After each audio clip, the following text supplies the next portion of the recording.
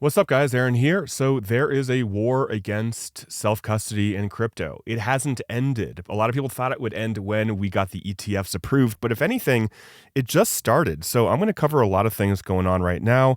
Alert on crypto money services business, talking a lot about self-custody. There are some apps and some wallets that are deciding to leave the App Store. And we got the founder and CEO of a mixing service charged with money laundering and all sorts of stuff going on. Also going to touch on Richard Hart and what he is doing as well, because I think it all is very, very relevant. So starting out right here, the FBI warns Americans against using crypto money transmitting services that are not registered with the MSB, the money services business. And right here, Zeus is apparently a Lightning node operator. I did not know that, but they are in the crosshairs along with other wallets, including Phoenix Wallet, which apparently they removed from the U.S. App Store because they said recent announcements from the U.S. authorities cast a doubt on whether self-custodial wallet providers, Lightning service providers, or even Lightning nodes could be considered money services businesses and be regulated as such. So basically, they are scaring people right now. And this is a big thing going on. This is huge. If we just thought Bitcoin was going to come in and just easily become what a lot of us want it to be, without pushback, well, here's a lot of this pushback. Right here, founders and CEO of crypto mixing service arrested and charged with money laundering and unlicensed money transmitting offenses. So these are the founders of Samurai Wallet, which executed over 2 billion in, they say, unlawful transactions and laundered over $100 million in criminal proceeds. And if you don't remember, Tornado Cash, the founders of that, was arrested. Now, this is code. This is literally code. So somebody creates code and they are arrested. And basically any wallets that touched Tornado are now basically blacklisted. And this is part of what Richard Hart is trying to fight the SEC against.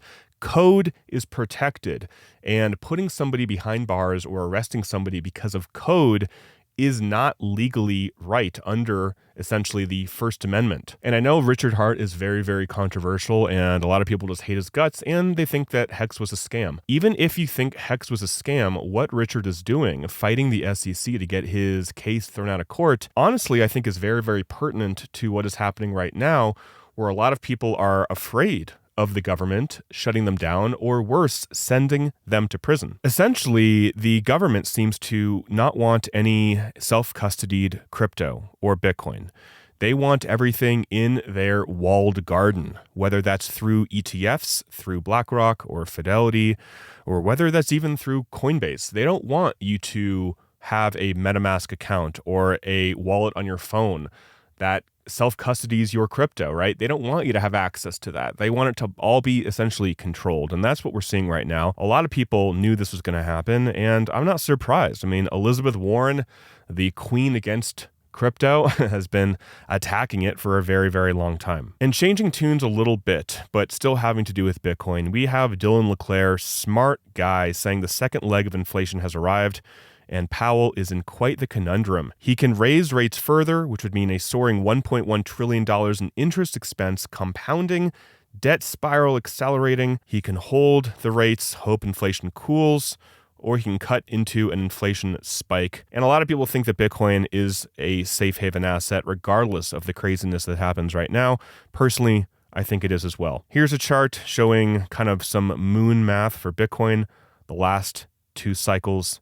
And here we have the cycle right now. We'll see what happens. And here from Zero Hedge, $1.7 trillion in interest spending next April. So April 2025, this is projecting the rates staying stable. And this is a huge deal. Essentially, no politician is really talking about this because it's not popular, because they would either have to cut spending or cut entitlements or cut Social Security or do something to get this under control. What this means is that next year, the government is most likely going to have to pay $1.7 trillion just on the interest on its debt. So they'll have to take out more debt to pay the interest on your debt. It's like if you had a credit card and then you have to take out another credit card to pay the interest on your first credit card. Next, we have Michael Saylor doing Michael Saylor things. He says, we're excited to host Bitcoin for corporations in Las Vegas next week. Please join MicroStrategy in person or tune into our live stream to explore the future of Bitcoin as a capital asset and delve into corporate Bitcoin tech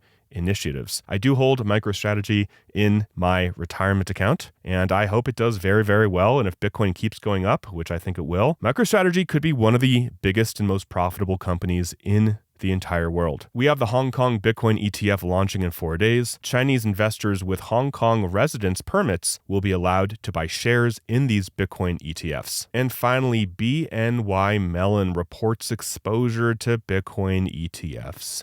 So, let's summarize what's going on here. There's obviously a war on crypto. That is a serious deal.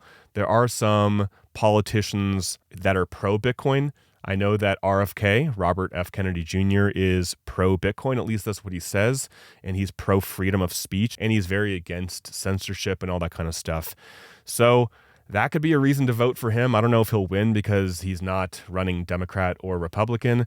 But there are some people on our side. And I think that's very important to keep aware of who is pro-Bitcoin, who is pro-freedom, who is pro-freedom of speech, and who is pushing up against a lot of the regimes that want ultimate control. And at the end of the day, I think that Bitcoin over time will keep going up. And I think that's very, very important to realize that a lot of things will go up and down. A lot of things won't exist in 4 years. A lot of coins literally will never hit its all-time highs ever again. But I personally, not financial advice, think that Bitcoin will continue to go up regardless of what happens with interest rates, with the overall economy, whether we go into a recession or anything like that. That's it for the video. Short and sweet. Hope you guys are doing well. Till next time, talk with you soon, and bye for now.